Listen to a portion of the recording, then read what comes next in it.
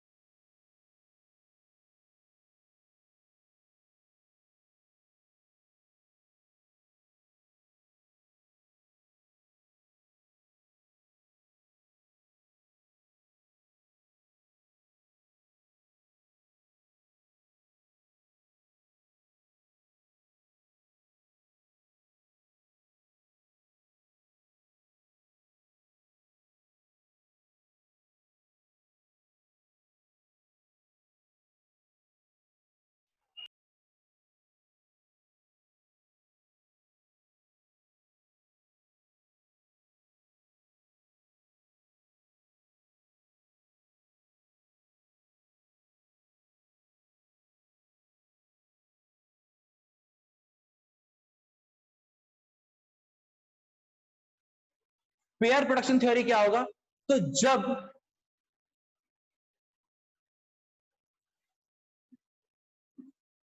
Gamma particle एक electron और एक पॉजिट्रॉन में प्रोड्यूस हो जाए, प्लस इसमें भी कुछ एनर्जी रिलीज करे, gamma breaking into electron plus positron. अब थोड़ा देखते हैं आप, इधर भी टोटल चार्ज कितना है? 0। इधर भी टोटल चार्ज कितना है? 0। तो चार्ज कंजर्व रहा है ना, चार्ज कंजर्व रहा। आप कंजर्वेशन ऑफ चार्ज को एक्सपेक्ट की बहुत अच्छे से समझ रहे हो, बट ये दो स्टैंडर्ड एग्जांपल्स हैं जिसको एग्जाम में आप यूज कर सकते हो। ठीक है, ये एग्जाम में आ भी सकता है, खासकर नीट वाले बच्चों के लिए सोचना चाहिए कि एग्जाम में आ सकता है। एमिनेशन थ्योरी या पेयर प्रोडक्शन थ्योरी किस प्रिंसिपल में बेस्ड है? ठीक है, it is based on conservation of charge. I hope आपने लिख लिया होगा इसको, मैं स्लो ही जा रहा हूँ। If you have written at least mention it, थोड़े आगे बढ़े हम लोग।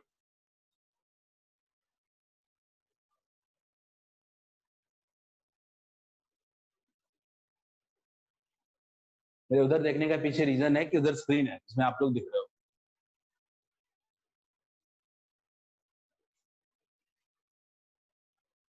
ओके, डन सर, बढ़िया। सो पहला प्रॉपर्टी हो गया अपना कंजर्वेशन ऑफ चार्ज। दूसरी प्रॉपर्टी के बारे में बात करते हैं। दूसरी प्रॉपर्टी बहुत ही फेमस प्रॉपर्टी है, that is quantization of charge. Quantization of charge के बारे में बात करते हैं, थोड़ा सा देखते हैं। हटा देते हैं इसको। Sir, am I visible to you? Piyush, Pratyush you are visible but अपने वीडियो को ऑफ ही रखो, वरना सो रहे होगे तो मैं डांटूंगा ही। ठीक है, नेक्स्ट मूविंग है।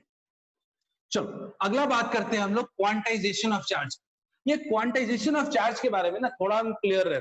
ये क्वांटाइजेशन ऑफ चार्ज हम बार बार बात ही कर रहे हैं, इसी के बारे में नाम पहली बार यूज कर रहे हैं। देखते हैं second property, quantization of charge. ये क्वांटाइजेशन ऑफ चार्ज के बारे में थोड़ा बात करते हैं। ठीक है, क्वांटाइज्ड क्या होता है इसके बारे में बात करेंगे। सबसे पहले फिर से अपने पुराने एग्जांपल में जाते हैं। मान लेते हैं एक बॉडी है, ठीक है, 10 प्रोटॉन है और 10 इलेक्ट्रॉन है उसके पास। बॉडी न्यूट्रल, ठीक है, बॉडी जो है वो न्यूट्रल नेचर। सो अगर बॉडी अगर न्यूट्रल है तो मान लीजिए कि हमने इससे एक इलेक्ट्रॉन अगर बाहर कर दिया, ठीक है, तो इसके पास कुल कितने होंगे? 10 प्रोटॉन और 9 इलेक्ट्रॉन। ठीक है, 10 प्रोटॉन होगा, एक सेकेंड, एवरीथिंग, ठीक है, हाँ, तो 10 प्रोटॉन एंड 9 इलेक्ट्रॉन हमारे पास बच रहा है। तो इसके पास कितना चार्ज होगा? तो चार्ज अगर मैं बोलूं तो इसके पास नेट चार्ज कितना होगा? 10 प्रोटॉन प्लस है और माइनस 9 इलेक्ट्रॉन। थोड़ा अगर मैंने अभी तक आपको इतना बताया नहीं था प्रोटॉन इलेक्ट्रॉन के बारे में, क्योंकि मुझे लगता है केमिस्ट्री में पढ़ चुके हो। एक प्रोटॉन के पास चार्ज होता है 1.6 into 10 to the power minus 19 coulomb, और इलेक्ट्रॉन के पास चार्ज होता है minus 1.6 into 10 to the power minus 19 coulomb. मुझे बताने की जरूरत नहीं है, ये आप जानते होंगे। तो एक प्रोटॉन के पास चार्ज है 10 into 1.6 into 10 to the power minus 19 minus 9 into 1.6 into 10 to the power minus 9। Subtract करेंगे तो क्या बचेगा? 1.6 into 10 to the power minus 19 coulomb. इसको ई से रिप्रेजेंट करते हैं, इसको ई से रिप्रेजेंट करते हैं। ई का मतलब होता है, ई का मतलब जनरली मेंशन करते हैं हम लोग 1.6 into 10 to the power minus 19 coulomb. याद रखें आज के बाद, ई का मतलब एक इलेक्ट्रॉन या प्रोटॉन का नेट चार्ज। क्लियर है? तो हमने क्या देखा कि एक बात समझने की जरूरत है, जो भी चार्ज किसी बॉडी पे डेवलप होगा वो हमेशा या तो ई होगा, या तो 2e होगा, या तो 3e होगा, यानी इंटीग्रल मल्टीपल ऑफ इलेक्ट्रॉन ही होगा। ठीक है, अगर किसी बॉडी से 4 इलेक्ट्रॉन चले गए तो नेट चार्ज उस पर डेवलप होगा वो +4e होगा। ठीक है, तो इससे समझ में आता है कि चार्ज जो होता है वो क्वांटाइज्ड होता है। यानी थोड़ा सा और इसको क्लियर करता हूं, ये एक पिक्चर दिया मैंने, ये दूसरे पिक्चर समझाने की कोशिश करता हूं।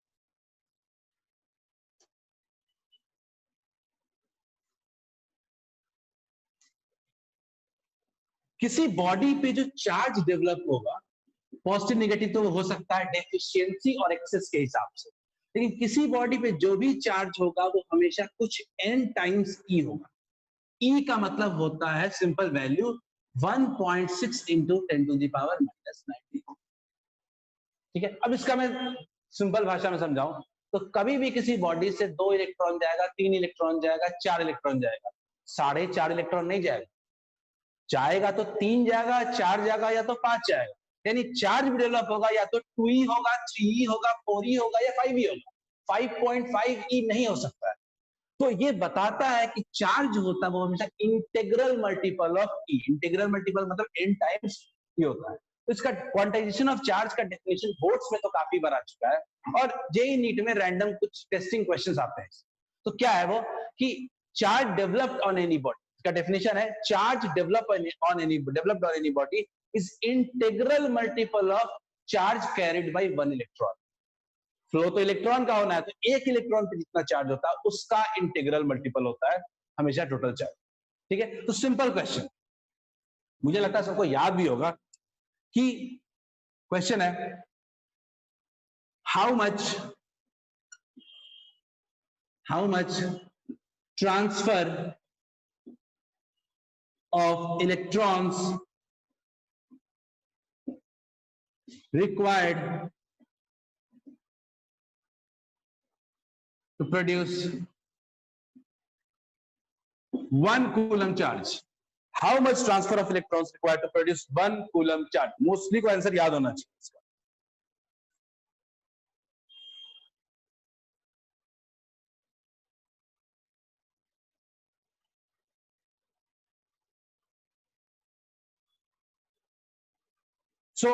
एक प्रत्युष का क्वेश्चन है, प्रत्युष का क्वेश्चन है कि ई का साइन माइनस या प्लस क्यों नहीं ले रहे हम लोग? ई हम लोग एक क्वांटम नंबर मान ले, एक नंबर मान लेते हैं जिसकी वैल्यू होती है 1.6 into 10 to the power minus 19। थोड़ा समझो इस बात को। इस चार्ज के 3 कंपोनेंट्स, एक है प्लस माइनस, दूसरा है एन और एक ई। ठीक है, एन मतलब नंबर होता है, ई मतलब ये वैल्यू होती है, और प्लस माइनस बताता है कि डेफिशिएंसी हो रही है कि एक्सेस हो रहा है। ठीक है प्रत्युष, क्वेश्चन जो पूछ रहे हो आई होप कि क्लियर हो आपको। ठीक है, ओके। सो ये क्वेश्चन सब लोग देखें एक बार कि कितना ट्रांसफर ऑफ इलेक्ट्रॉन्स का जरूरत है 1 कूलम चार्ज को प्रोड्यूस करने। How much transfer of electrons required to produce 1 coulomb charge? हम इस क्वांटाइजेशन ऑफ चार्ज पे क्वेश्चंस करेंगे हम लोग, तो जल्दी से पहले इसका आंसर ले लेते हैं। कुछ लोगों को याद है? दैट्स गुड, याद है। तो मैं कुछ भी याद नहीं रखते हैं, बेसिक तरीके पे जाते हैं। फॉर्मूला क्या है? Q equals to N E. Plus minus की बात नहीं हो रही है, प्लस है, यहाँ पे क्या ले रहे हैं हम लोग? Plus charge. ठीक, चार्ज कितना प्रोड्यूस करना है हमको? 1 कूलम। 1, क्यों कितना है? 1। अपने को n का कोई पता नहीं है, और e का n निकालना है अपने को, और e का वैल्यू कितना है? 1.6 into 10 to the power minus 19 coulomb. तो n की वैल्यू क्या होगी? 1 by 1.6 into 10 to the power minus 19। बोलिए, क्लियर है? बोलिए नहीं, सुनिए और लिखिए।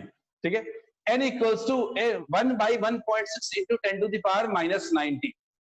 ठीक है, इसको डिवाइड करोगे तो ये कुछ 10 टू द पावर 19 ऊपर चला जाएगा, और डिवाइडेड बाई होगा 1 बाई 1.6, जिसकी वैल्यू आ जाती है 0.625 इंटू 10 टू द पावर 19। ठीक है, और इसको हम लोग सॉल्व करते हैं तो आता है 6.25 इंटू 10 टू द पावर 18। यानी इतने इलेक्ट्रॉन्स का ट्रांसफर करेंगे तब 1 कूलम का चार्ज प्रोड्यूस होगा। इसीलिए हम कहते हैं 1 कूलम चार्ज बहुत बड़ा अमाउंट ऑफ चार्ज होता है।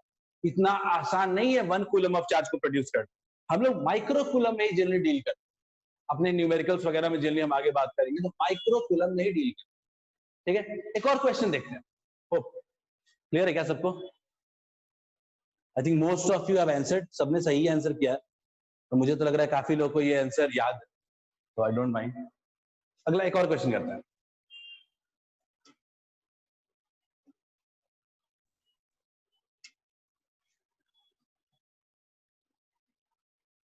Can we produce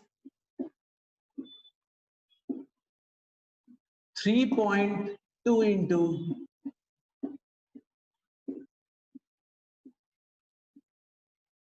coulomb of charge? If yes,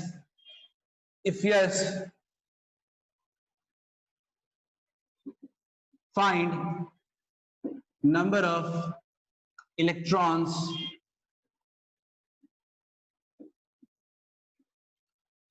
transferred. Quick answer चाहिए मुझे इसका। Can we produce 3.2 into 10 to the power minus 20 coulomb charge? If yes, find number of electrons transfer. And एक और part, छोड़ो इतना ही करो।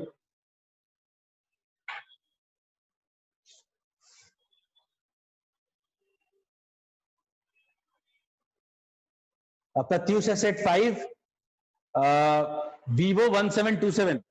कौन है भाई? नाम आपका भी अच्छा है, Vivo लिखने की जरूरत नहीं है। कुछ लोग नो कह रहे हैं।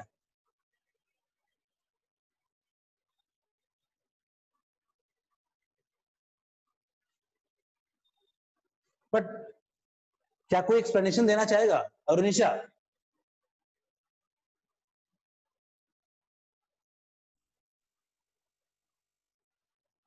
निशा, आपका मैंने वॉइस ओपन किया है। Yes, sir. Sir, because number of electrons cannot be 1 by 5. Cannot be in fraction, so that is why. Okay okay okay, good, सही है।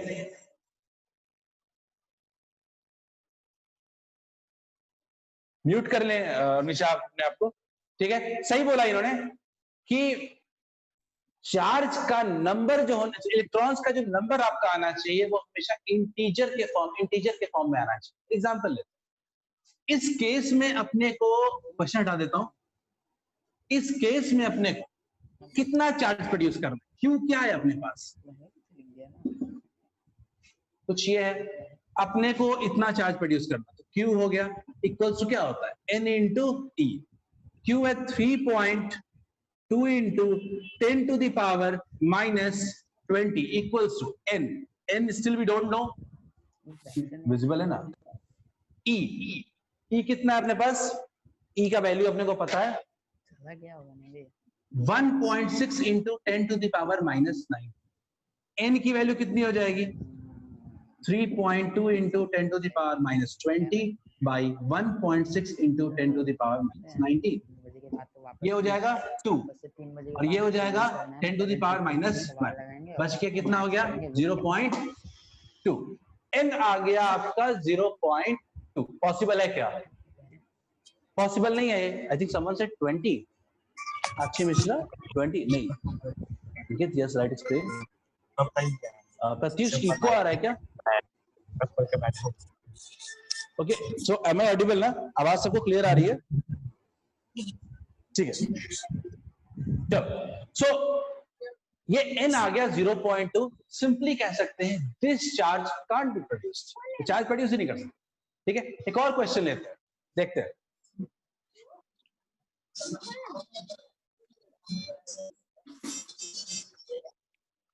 आई थिंक कुछ लिख तो नहीं रहा था कोई, अगर लिख रहे होगे तो मुझे बता देना, मैं रोक दूंगा।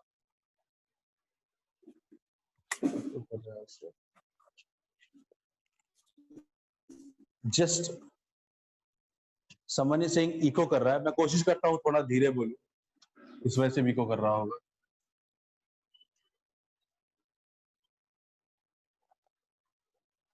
Just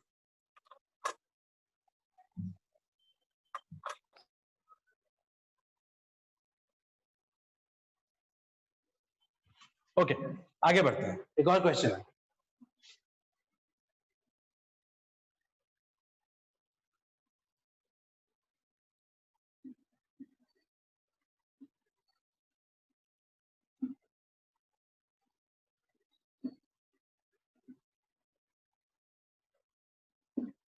How much charge developed with the loss of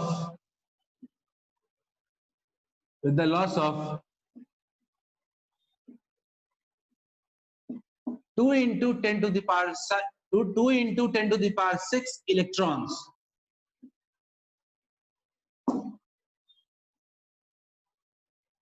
is there any transfer of mass? Question है, सिंपल क्वेश्चन है, how much charge developed with the loss of 2 into 10 to the power 6 electrons, is there in any transfer of mass? और ये हमारे आगे की एक property के बारे में बात करेंगे।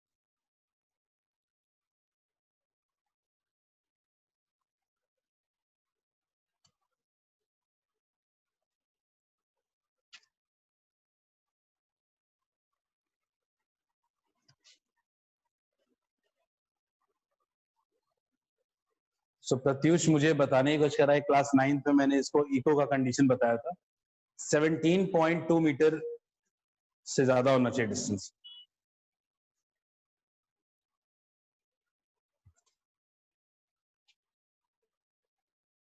इससे कुछ answers Anisha has put answer 3.2 into 10 to the power minus 13. Yes. Shubhangi has said yes to second part also. First part को लेके बहुत लोग आंसर क्लियर आ रहे हैं.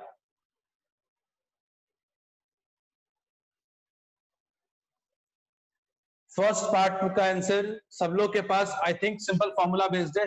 Q equals to N into E. N अपने पास 2 इंटू 10 टू द पावर 6 है. E अपने पास 1.6 into 10 to the power minus 19 है. और सबसे खास बात, ये लॉस ऑफ इलेक्ट्रॉन की बात कर रहा है, तो लॉस का मतलब क्या होगा? प्लस. क्लियर है? तो ये आपका हो गया 3.2 into 10 to the power minus 13. Most of you have got correct answer. Correct है, पहला तो हो गया. दूसरा, क्या कोई ट्रांसफर ऑफ मास भी हो रहा है क्या? सेकंड पार्ट का answer. First part I think सबका सही है. आरुषि आपने 10 टू द पावर माइनस 3 लिखा है. माइट बी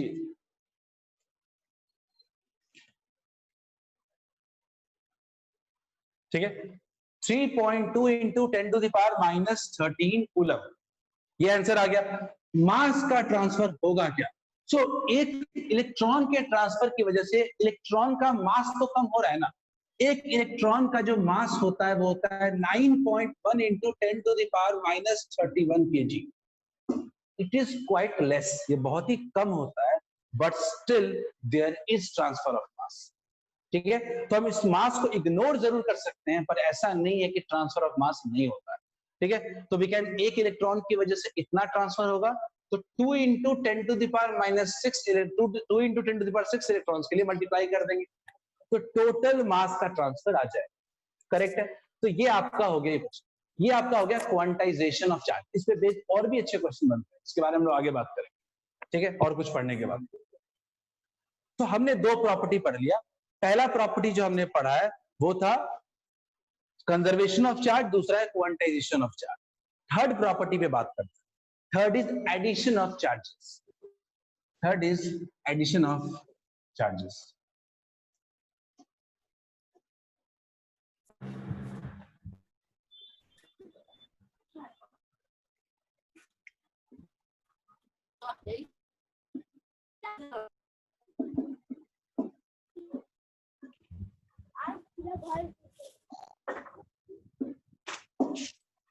ये कुछ खास नहीं है. अगर एक लाइन इसके बाद, एक लाइन का एक्सप्लेनेशन अगर इसका होगा, सिंपल होगा कि charge is a scalar quantity.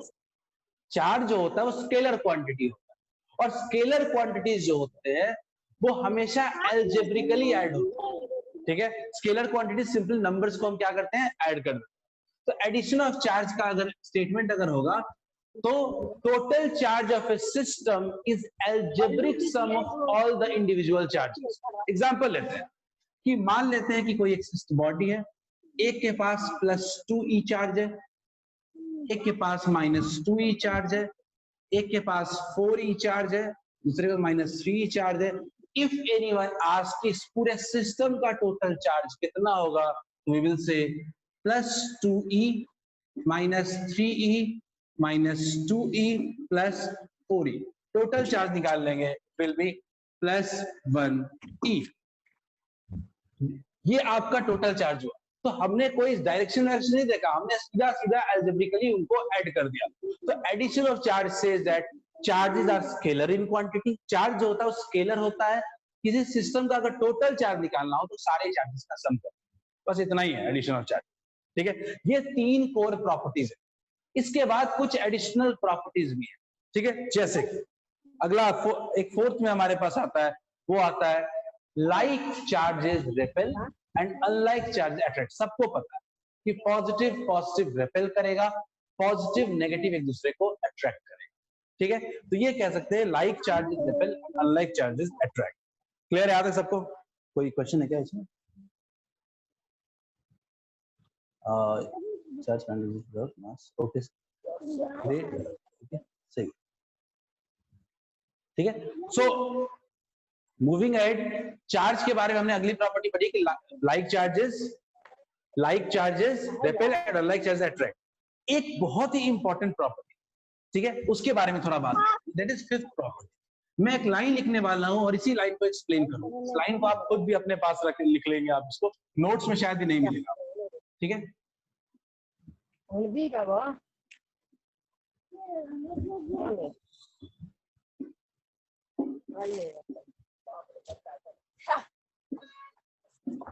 अपना लेना तो हम खुद देंगे।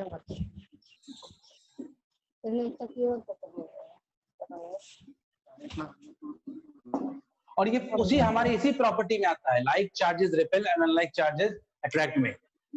Repulsion is a sure test of electric charge, ठीक है, ये बहुत ही इंपॉर्टेंट पॉइंट है और इस पे बेस्ड एनसीईआरटी में क्वेश्चंस भी, और इस पे बेस्ड हर लेवल का क्वेश्चन बन सकता है, किसी भी एग्जाम के लिए बन सकता है।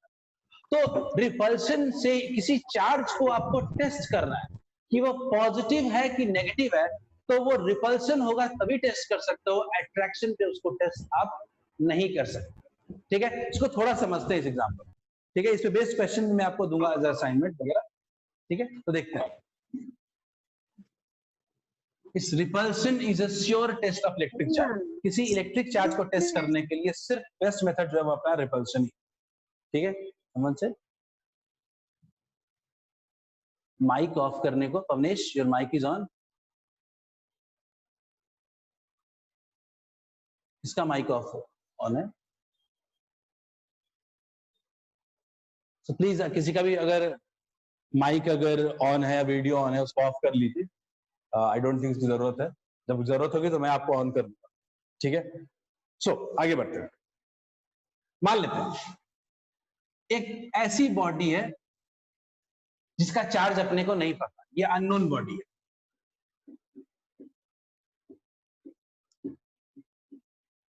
ऋतिक अननोन, कोई अननोन बॉडी है। मैंने आपको बोला कि बताओ ये पॉजिटिव चार्ज है कि नेगेटिव चार्ज, ठीक। तो मान लीजिए कि आप क्या करोगे, दूसरा चार्ज लेके आओगे आप, तो आप अगर मान लीजिए इसके पास कोई पॉजिटिव चार्ज लेके आए, ठीक है, तो अगर ये बॉडी अट्रैक्ट कर गया, अगर ये बॉडी अट्रैक्ट कर गया, तो आपके मन में पहला ख्याल आता है कि ये नेगेटिव तो नहीं है, ठीक है। लेकिन जब कोई बॉडी अट्रैक्ट करेगा तो दो पॉसिबिलिटीज हो सकती है, या तो ये नेगेटिव, या तो ये नेगेटिव, या दूसरा कि इस पॉजिटिव के इन्फ्लुएंस में आके इसमें चार्ज प्रोड्यूस हो गया हो और ये क्या हो, इधर नेगेटिव हो गया और इधर पॉजिटिव हो गया हो। यानी या तो ये बॉडी पॉजिटिव चार्ज हो सकता है, सॉरी, या तो ये नेगेटिव चार्ज हो सकता है, या तो न्यूट्रल भी हो सकता है। दोनों केसेस को लिखता हूं। मान लेते हैं ये अननोन चार्ज है अपना,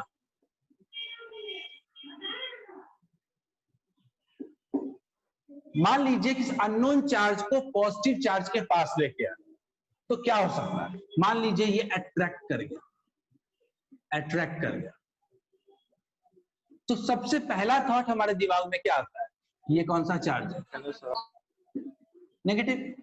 ऑपोजिट चार्जेस क्या होते हैं, अट्रैक्ट होते हैं, तो ये पॉजिटिव है, तो ये क्या है, नेगेटिव। लेकिन एक और सिनेरियो हो सकता है, दूसरा सिनेरियो क्या है, ये है सीन 1। दूसरा सीन हो सकता है कि ये बॉडी जो हो इसमें कोई चार्ज ही ना हो, न्यूट्रल हो, ये पॉजिटिव चार्ज के करीब आने की वजह से इधर का पार्ट में क्या हो गया, नेगेटिव चार्ज हो गया, और इधर के पार्ट में क्या हो गया, पॉजिटिव चार्ज हो गया। तो इसके वजह से भी ये अट्रैक्ट कर सकता है। तो सीन 1 और सीन 2, सीन 1 के हिसाब से ये नेगेटिव चार्ज है, लेकिन सीन 2 के हिसाब से ये क्या है, न्यूट्रल बॉडी। मतलब कि जब अट्रैक्शन हो रहा है किसी बॉडी का, तो आप श्योरली नहीं कह सकते हो कि सामने वाला बॉडी कौन सा चार्ज। अगर एक पॉजिटिव चार्ज सामने वाले को अट्रैक्ट कर रहा है तो नेगेटिव भी हो सकता है और न्यूट्रल भी हो सकता है, ठीक है। तो ये आपका श्योर टेस्ट नहीं है। लेकिन अगर मान लीजिए बॉडी रिपेल कर, अगर रिपेल कर देता है, इसमें 50-50% चांस, लेकिन अगर आपने एक पॉजिटिव चार्ज को बॉडी के पास लेके आए और ये बॉडी जो हो गया ये रिपेल कर गया, अगर मान, तो रिपेल करने का एक ही मतलब कि ये दोनों लाइक चार्जेस हो गए, और ये कौन सा चार्ज होगा, पॉजिटिव, ठीक है। यानी आपको कभी एक चार्ज बॉडी को टेस्ट करना हो तो आप अट्रैक्शन से टेस्ट नहीं कर सकते हो, आप रिपल्शन से टेस्ट कर सकते हो। करेक्ट है, यही मेरा पॉइंट था। Repulsion is the sure test of electric charge.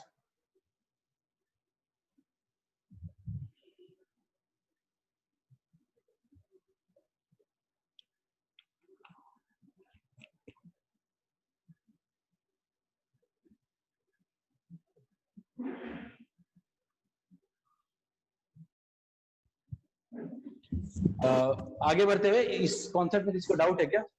है तो आप पूछ लो। सर प्लीज सबको म्यूट कर दीजिए। बहुत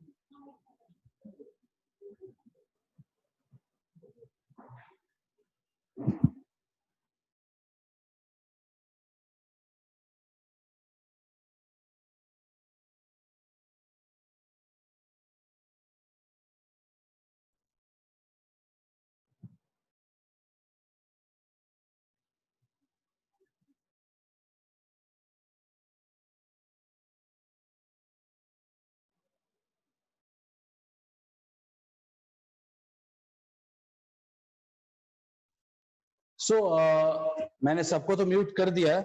आप लोग भी केयर करो कि अगर आप अनम्यूट हो जाते हो तो अगर तो आप खुद ही म्यूट हो जाओ, बिकॉज आपके पास जो भी आवाजें आ रही है उससे डिस्टर्बेंस हो सकता है। ठीक है, अभी जो मैंने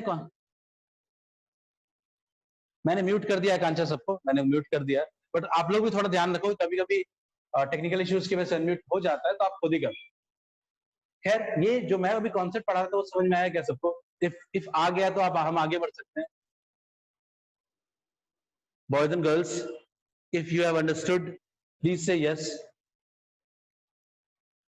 ऋतिक, अंकित, अदिति, नहीं होगा मैं रिपीट कर दूंगा। We are in no hurry, कोई जल्दी में नहीं है हम लोग। ठीक है, चलो, I think most of you have replied. आगे बढ़ते हैं। तो हमने चार्ज की प्रॉपर्टी, 3 बेसिक प्रॉपर्टी पढ़ा, उसके बाद लाइक अनलाइक का पढ़ा, अगला पढ़ा repulsion is sure test of electric charge. ठीक है, मैं बार बार कह रहा हूं कि बेसिक की पॉइंट्स कॉपी में लिखते रहिए, कि जब मैं नोट्स भेजूंगा उसमें वो चीजें आप ऐड कर सकते हो। ठीक है, या अपने पुराने नोट्स में आप ऐड कर सकते हो। खैर, आगे बढ़ो। अगला नेक्स्ट प्रॉपर्टी जो है वो थोड़ा सा आप उतना उसके बारे में भी समझ ना पहुंचे। ठीक है, तो अगला प्रॉपर्टी जो है वो कहता है चार्ज इज इनवेरिएंट।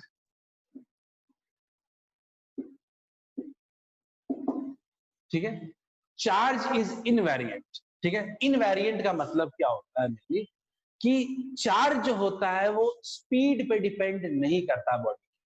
ठीक है, चार्ज जो होता है उस बॉडी के स्पीड पे डिपेंड नहीं करता है, लेकिन हायर क्लास में जब आप पढ़ते हो तो आप देखोगे कि मास जो होता है वो बॉडी के स्पीड पे डिपेंड करता है। आइंस्टाइन्स थ्योरी ऑफ रिलेटिविटी के बाद ये कॉन्सेप्ट आता है कि मास जो होता है वो स्पीड पे डिपेंड करता है, but charge is invariant. Charge depend नहीं करता है किसी भी। ठीक है, तो एक इंपॉर्टेंट पॉइंट है, बहुत ज्यादा तो नहीं पूछा जाता बट ठीक है, हमें आना चाहिए। अगले पॉइंट की तरफ, कि चलो चार्ज स्पीड पे डिपेंड नहीं करता। उसके बाद जो हमारा आता है वो आता है चार्ज का डिस्ट्रीब्यूशन। ठीक है, ये पॉइंट अब जनरली नोट्स में नहीं मिलेगा, मैंने जानबूझ के इस कॉन्सेप्ट को आपके नोट्स में भी डाला है, गौर से पढ़िएगा और डाउट हो तो पूछिएगा, थोड़ा ये आगे में काम आएगा। तो ये कॉन्सेप्ट क्या है कि चार्ज अगर किसी बॉडी पे आप सप्लाई करते हो तो चार्ज कैसे डिस्ट्रीब्यूट होता है। ठीक है, तो सिंपल सी बात है, अगर एक बॉडी पे, अगर एक यूनिफॉर्म बॉडी पे अगर आप चार्ज देते हो तो चार्ज भी क्या होगा, यूनिफॉर्मली डिस्ट्रीब्यूट होगा। ठीक है, चार्ज जो होगा वो यूनिफॉर्मली डिस्ट्रीब्यूट होगा। लेकिन अगर आप एक नॉन यूनिफॉर्म बॉडी पे अगर चार्ज देते हो तो चार्ज का डिस्ट्रीब्यूशन जो होगा वो यूनिफॉर्म नहीं होगा। ठीक है, एक सिंपल सा लॉजिक। यूनिफॉर्म बॉडी पे अगर आप चार्ज, यूनिफॉर्म एरिया के बॉडी पे चार्ज देते हो अगर, तो चार्ज का डिस्ट्रीब्यूशन जो होगा वो यूनिफॉर्म होगा, और अगर नॉन यूनिफॉर्म बॉडी पे डालते हो तो चार्ज का डिस्ट्रीब्यूशन भी नॉन यूनिफॉर्म होगा। ठीक है, मैं कुछ एग्जांपल्स देता हूं और इसका मैथमेटिकल थोड़े कॉन्सेप्ट भी लेते हैं। ठीक है, मैं कुछ एग्जांपल्स देता हूं, आप मुझे बताओ यूनिफॉर्म किसमें होगा, नॉन यूनिफॉर्म किसमें?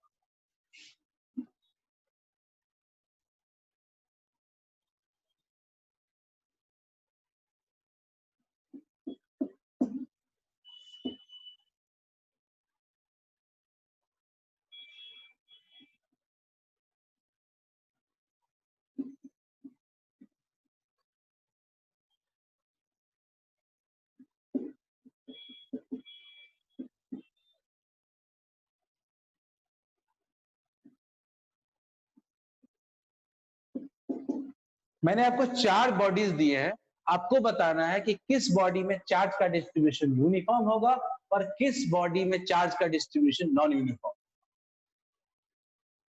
पहले आप बताओ मुझे 1 का क्या होगा। लेट्स टेक सम पोल। 1 का क्या होगा? करेक्ट है प्रत्युष, फॉर्मूला जो आपने मैथ एम का डाला है, मैं ऐसी कोई भी चीज यूज नहीं करूंगा क्लास में जो हमें जेई और बोर्ड्स के लिए रेलेवेंट नहीं हो। ठीक है, वो फॉर्मूला जो आपने लिखा है प्रत्युष, वो हमारे पास बाद में है, खासकर modern physics. Most of the people are saying uniform. पहला बॉडी बिल्कुल स्फेरिकल शेप पे है, तो पहले बॉडी में बहुत चांसेस है कि चार्ज का जो डिस्ट्रीब्यूशन होगा वो क्या होगा? यूनिफॉर्म होगा। बट मेरा अगला क्वेश्चन है, ठीक है, कोई डंबल शेप टाइप का इस तरह का शेप है, तो आप ये मत समझिए गलती से, ये इसमें क्या होगा? क्या चार्ज का डिस्ट्रीब्यूशन यूनिफॉर्म होगा क्या?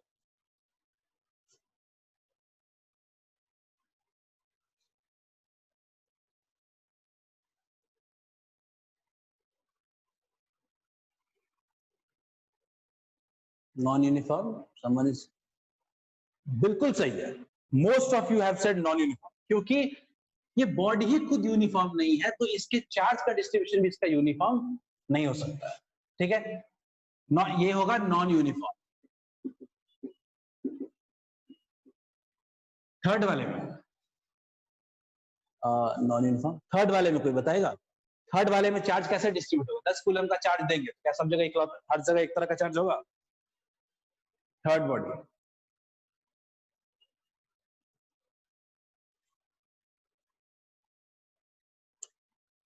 Kundan saying uniform, Kaushiki saying uniform, Kanhaiya uniform, Ankit uniform, Lekhika, others अभी तक किसी ने नॉन यूनिफॉर्म बोला नहीं है।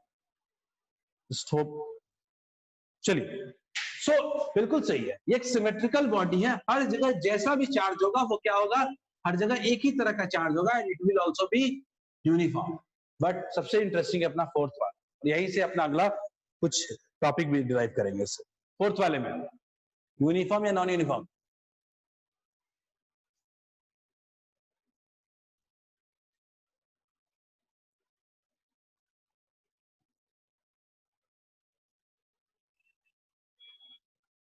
Most of you have said non-uniform.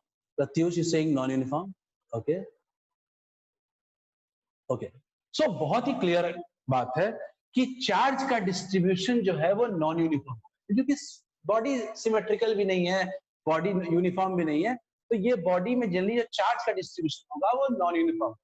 अब हम क्या करते हैं कि हम बाकी तीनों को रब करते हैं। चलो यूनिफॉर्म होगा तो जानते हैं, यूनिफॉर्म होने का मतलब क्या? हम कह सकते हैं कि हर जगह चार्ज की डेंसिटी सेम होगी। Charge density, surface charge density, surface charge density सब जगह क्या होगी? Same, uniform. लेकिन हमारे लिए इंपॉर्टेंट क्या है? Non uniform. इसको देखते हैं।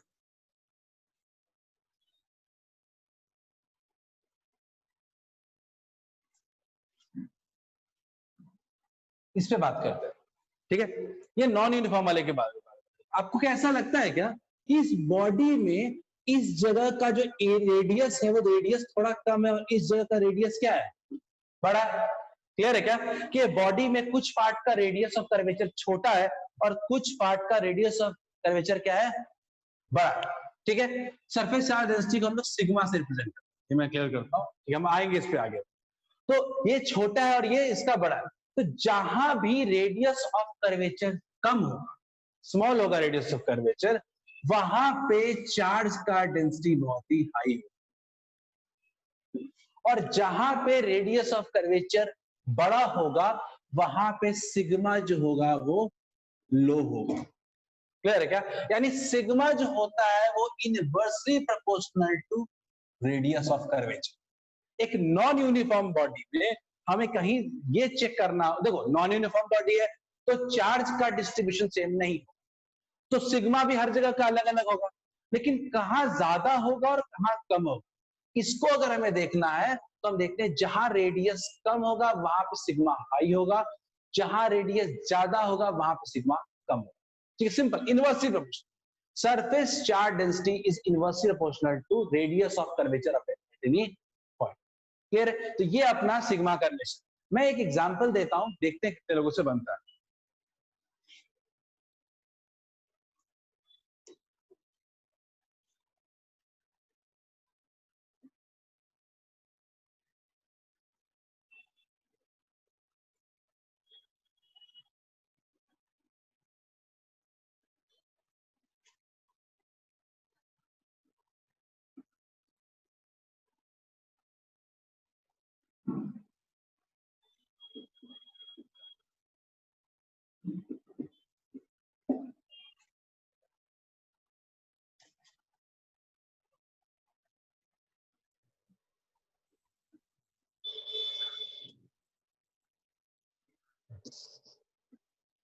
सबसे छोटा R1 है, फिर R3 है, फिर R2 है। ठीक है, तीन इस तरह का एक नॉन यूनिफॉर्म बॉडी। अगर मुझे बताना हो सिग्मा कैसे वेरी करेगा तो कैसे बताएं? इधर का चार्ट सिग्मा 1, सिग्मा 2, सिग्मा 3। सब लोग बताइए।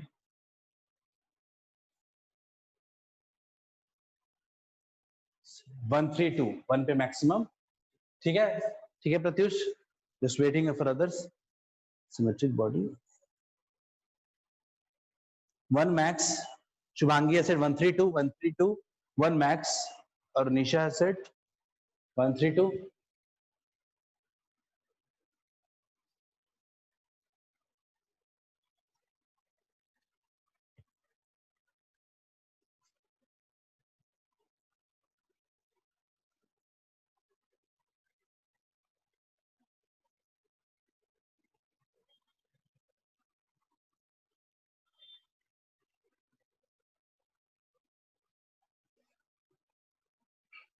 ठीक है, most of you I think आपके आंसर सही है। 1 3 2 सबने यही कहा है, सबसे ज्यादा जो सिग्मा होगा वो सबसे कम वाले। ठीक है, तो सिग्मा 1 जो होगा वो सबसे बड़ा होगा। अगला दूसरा रेडियस बीच में क्या है? R3 है। उसके बाद सिग्मा 2, और सबसे बड़े वाले का सिग्मा क्या होगा? सबसे कम होगा। मैं इसका एग्जांपल देता हूं। ठीक है, आप यस करना अगर आपने कभी फील किया है कि कभी अपने जो चार्जिंग केबल होता है, फोन का चार्जिंग केबल होता है, तभी टच करने पे हल्का शॉक लगा है किसी को भी? चार्जिंग केबल को, चार्जिंग यूएसबी होता है, उसको टच करने पे कितने लोगों को झटके लगे? हमें समवन इज सेइंग नो, नहीं लगा है। ग्रेट प्रत्यय, ट्राई अगेन।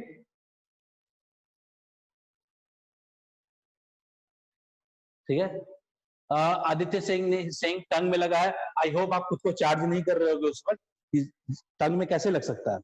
ठीक है, टंग में लगा है, ठीक है, हाँ, बट सर्किट बोर्ड से लगा। Circuit board is different. ठीक है, वो भी एक एग्जांपल है चार्ज कॉन्सेंट्रेशन का। क्योंकि चार्ज का कॉन्सेंट्रेशन बहुत ही हाई हो जाता है।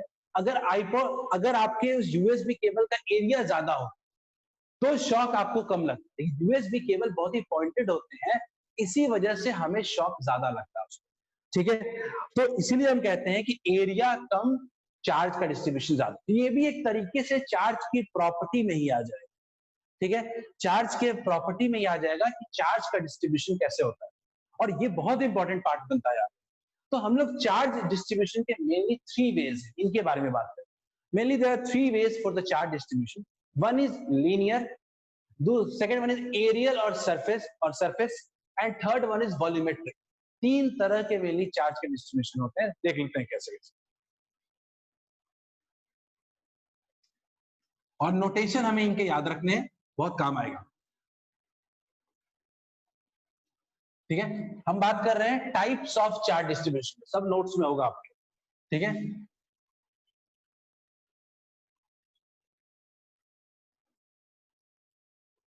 Let us consider one dimensional rod है अगर मान लेते हैं। ठीक है, इसका एरिया इतना, इसका इस साइड से एरिया बहुत ज्यादा ना हो, तो अगर आप इसमें कोई चार्ज देते हो तो इसमें चार्ज जो होता है वो यूनिफॉर्मली डिस्ट्रीब्यूट हो जाता है। कुछ आप प्लस चार्ज देते हो, बॉडी में प्लस चार्ज डिस्ट्रीब्यूट हो जाता है। ठीक है, तो इसमें चार्ज डिस्ट्रीब्यूशन को मेजर करने के लिए हम लोग यूज करते हैं लैम्डा। ठीक है, पहला चार्ज डिस्ट्रीब्यूशन बता रहा हूं, linear charge distribution. Linear charge distribution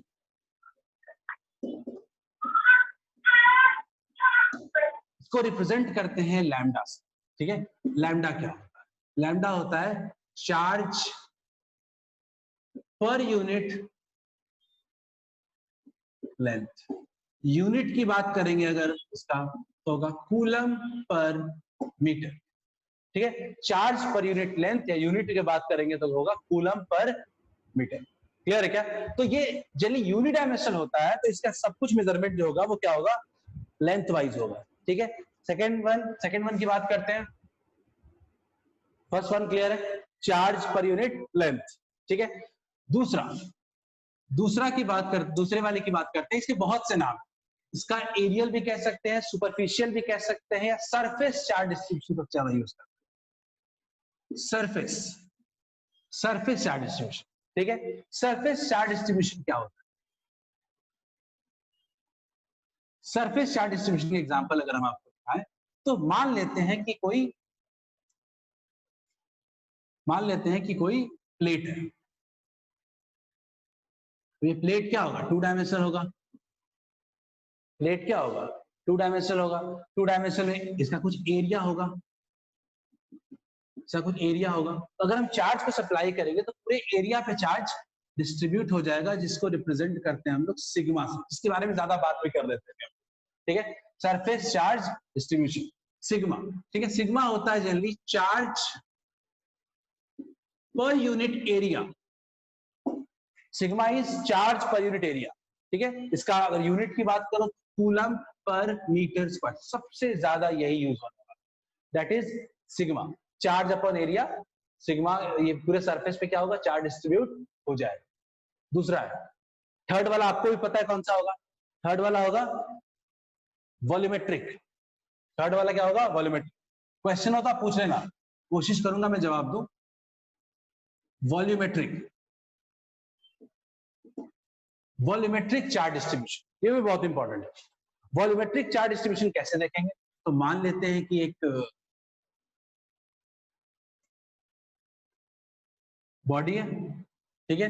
अब बॉडी है, उसके अंदर मान लेते हैं कि चार्ज हमने पुट कर दिया, समथिंग लाइक चार्ज पूरे अंदर डिस्ट्रीब्यूट कर दिया। ये चार्ज जो क्या होगा स्फीयर के पूरे वॉल्यूम में क्या होगा? तो इसको डिनोट करते हैं रो से। रो आपने पढ़ा होगा, डेंसिटी के लिए यूज होता है, यहां भी रो ही यूज करते हैं। चार्ज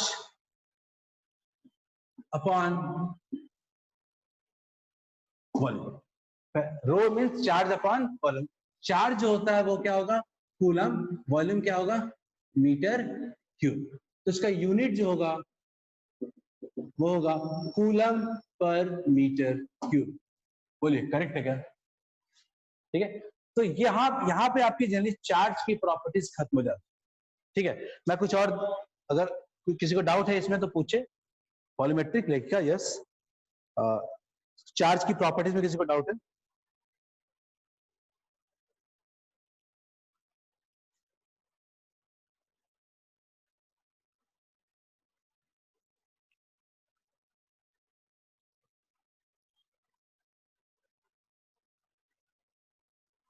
जस्ट चार्ज की सारी प्रॉपर्टीज खत्म हो चुकी हैं ऑलमोस्ट। हमारे पास है production of charge, conserve value, condition charge.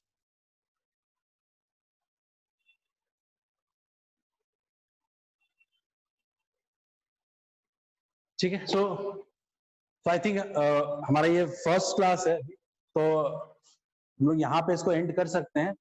इसमें भी बियर के क्लियर है, क्लियर है, ठीक है। सो हाँ,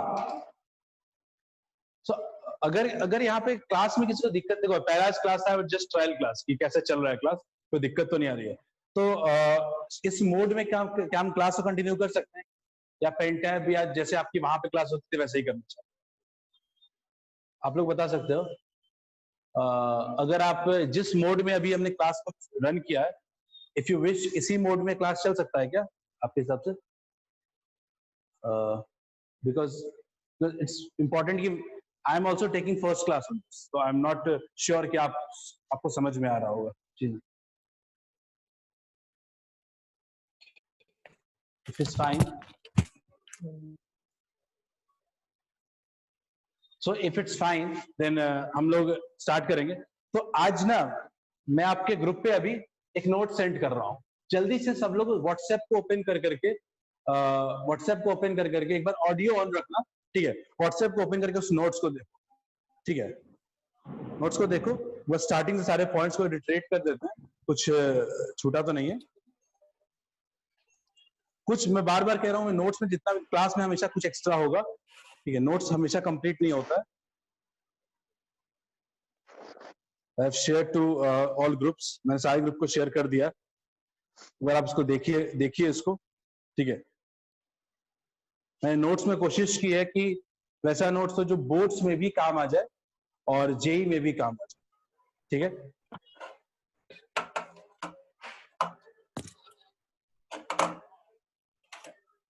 ठीक है, I think everything is there in notes. Emulation theory और पेयर प्रोडक्शन थ्योरी बस उसमें नहीं है, इस पे ख्याल रखें कि वो जरूरी है। सुरुचि सेइंग दैट ग्रुप में नहीं है। सुरुचि मैं आपको अलग से भेज दूंगा, मैं आपको अलग से भेज दूंगा, होप सो।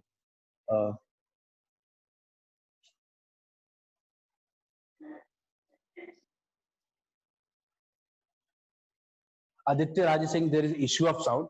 आई थिंक साउंड का इशू है क्या? I would just try to correct it because I have not checked. मुझे बाकी टीम से बात करनी पड़ेगी, साउंड का क्या इशू आ रहा है। Must, so Aditya Singh is saying must hand writing है, सो इसका मतलब साफ है, आप जानते हो कि मेरी हैंड राइटिंग नहीं है, ठीक है? ओके, सेकेंड पेज नोट्स करता है, फोटो में गलती हो जाएगी, ओके ओके ओके ओके। सो इस क्लास को आज कटिंग शॉर्ट करते हैं, ठीक है? सो हम लोग कुछ क्लास के एटलीस्ट, आज पहला क्लास था इसलिए मैं पहले पढ़ाना चाहता था, कुछ क्लास के बेसिक नॉर्म्स एटलीस्ट सेट कर लें हम लोग, ठीक है? कि एटलीस्ट वीक में minimum 4 classes will be required, और सब 1.5 घंटे से कम, कोई 1.5 घंटे से कम का नहीं होता है, ठीक है? Because we have to do pretty much thing, हम बहुत स्लो जाएंगे।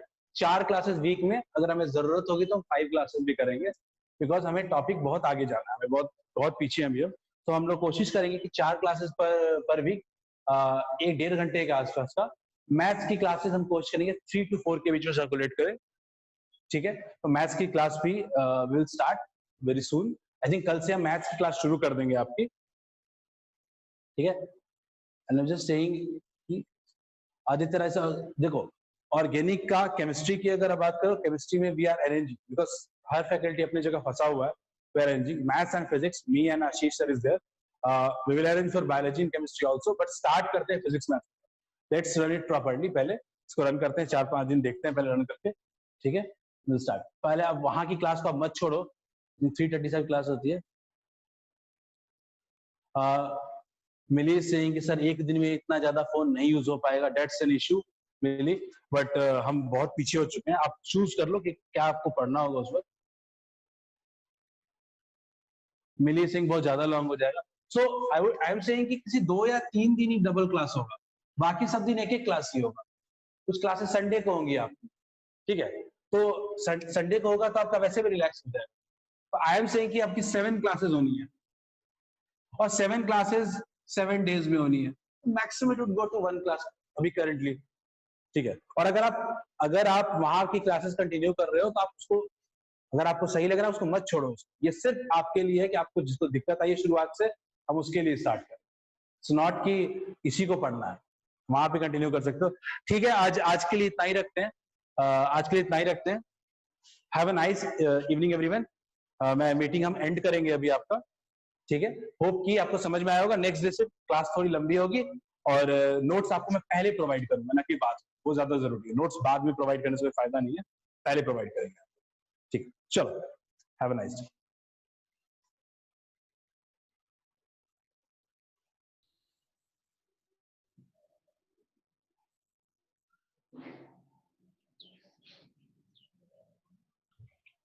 का भइल रे?